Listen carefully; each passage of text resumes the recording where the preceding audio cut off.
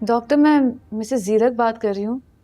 कल वो मिस्टर नासिर को दाखिल करवाया था, वो कैसे हैं आप? अच्छा, रात में तकलीफ में थे? Okay okay. तो रिकवरी में कितना टाइम लगेगा ये तो बताएं। ओह, अच्छा ठीक है। आपको अगर फंड्स वगैरह की ज़रूरत हो तो फिर आप प्लीज़ मुझे कांटेक्ट कर दीजिएगा। Okay, thank you. Haniya, Nasir अस्पताल में है। तुम्हारी बातों से ऐसा लगता है जैसे तुमने उसे हॉस्पिटल में दाखिल करवाया। क्या हुआ है उसे? गोली लगी है उसे अम्मी। गोली लगी है?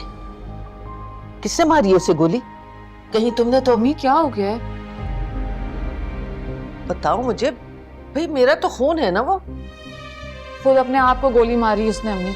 अपने आप को गोली मारी? कहीं तुझे मनाने के लिए तो उसने ये काम नहीं किया? छोड़ें इस बात को अम्मी, जाने दें। क्यों जाने दो? उसे तुम्हारी हमदर्दी हासिल करने के लिए अगर खुदकुशी की कोशिश की है तो ये खेल बहुत खतरनाक होगा, तुम्हारे लिए, तुम्हारी इज्जत के लिए, तुम्हारी नेकनामी के लिए। अम्मी आप मुझे मशवरा मत दें, नहीं चाहिए मुझे आपकी कोई नसीहत। मुझे इस दोराहे पर लाकर खड़ा करने वाली आप ही हैं। अनिया, क्या हो गया है तुम्हें? अगर आपको मेरी इज्जत और नेकनामी की इतनी फिक्र है तो पहले कहाँ थी ये फिक्र? तब क्यों नहीं की? तुम्हारे दिल में मेरे लिए इतना बुग़्ज़ है? एक एक लम्हा याद है मुझे अम्मी, किस तरह आपने मेरे भरम को दौलत तले दफन किया, मेरी सच्ची मोहब्बत को बदकिरदारी समझकर जलील किया, मुझे नासिर को जलील किया, सब याद है मुझे। आहिस्ता बोलो, दीवारों के भी कान होते हैं, किसी ने सुन लिया तो तुम्हारी बदनामी होगी। अब अगर वो मर रहा है तो उसे मर जाने दो। आप क्या समझ रही हैं अम्मी? मैं अपनी माजी को याद करके आपके सामने रो रही हूँ? गलत हैं आप। मैं बस नूरे की माँ हूँ और जीरक की बेवा। आपको क्या लगता है अम्मी, उसके खुद को गोली मार देने पर मैं उसके कदमों में जाके गिर जाऊंगी?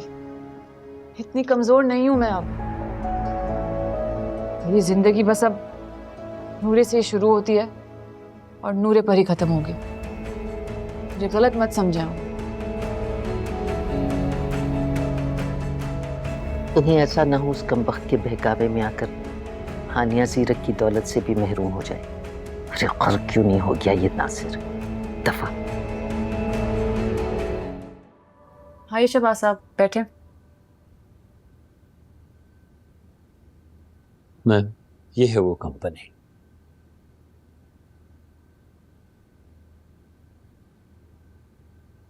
काफी एस्टैब्लिश्ड कंपनी है जी मैडम। और प्रोजेक्ट भी काफी अहम था।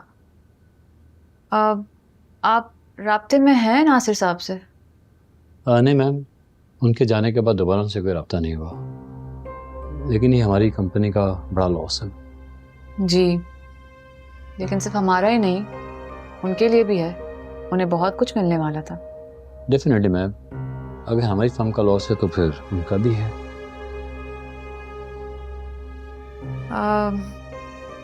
तो आप नासिर साहब से दोबारा बात कर सकते हैं? जी मैडम। मैं चाह रही हूँ कि ये प्रोजेक्ट मुकम्मल हो जाए। लेकिन मैम है ये मुश्किल। आपके इनकार करने के बाद उन्होंने किसी और फर्म से कॉन्टेक्ट किया था। बहरहाल मैं कोशिश करके देख लेता हूँ। आप दोबारा कोशिश करें, मुझे पूरा यकीन है कि आपकी ईमेल के बाद वो किसी और फर्म से कनेक्ट नहीं करेंगे। ठीक है मैम, फिर मैं उन्हें जाके ईमेल कर देता हूँ। जी, थैंक यू।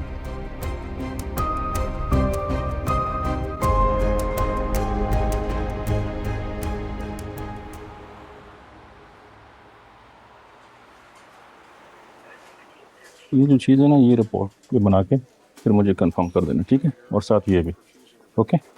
ये ले जाओ। अस्सलाम वालेकुम डॉक्टर। वालेकुम अस्सलाम। आइए मिसेस जीरक, कैसी हैं आप?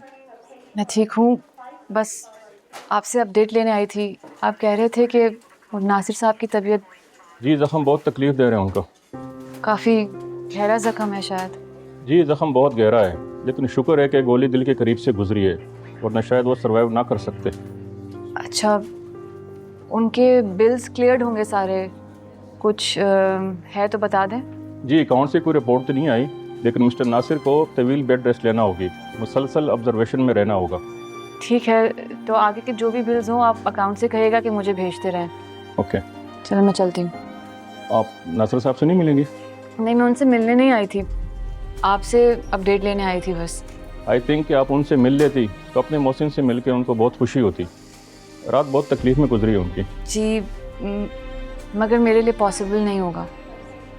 इस शहर में शायद उनका कोई अजीज रिश्तेदार भी नहीं है।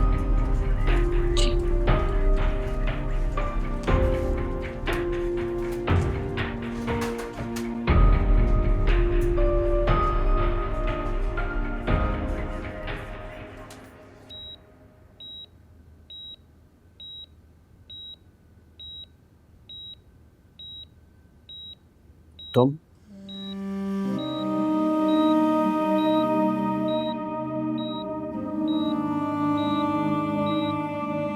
तुम्हारी कंपनी ने जो बिजनेस प्रपोजल सेंड किया था वो मैंने एक्सेप्ट कर लिया है। बहुत ज़्यादा प्रॉफिट होने वाला है तुम्हें। बस यही बात करने आई थी तुम? हाँ, बहुत ज़्यादा बिजनेस देने वाली हूँ तुम्हें। हानिया प्लीज मुझे माफ कर दो, मुझ पे रहम खाओ। मुझे कोई बिजनेस नहीं करना है, और जितना भी बिजनेस मेरा रह गया मैं सब वाइंड अप करने वाला हूँ। वाइंड अप करने वाले हो? इतना बड़ा लॉस, इतना एस्टैब्लिश्ड बिजनेस है तुम्हारा, तुम उसे वाइंड अप क्यों करोगे? बस बिजनेस की बातें करनी है तुम्हें मुझसे? तुमने तो अभी तक मेरा हाल तक नहीं पूछा, मेरी तकलीफ। ये तकलीफ तुमने खुद अपने हाथों से अपने आप को दी है, इसलिए इसका एहसास भी तुम्हें खुद ही होना चाहिए।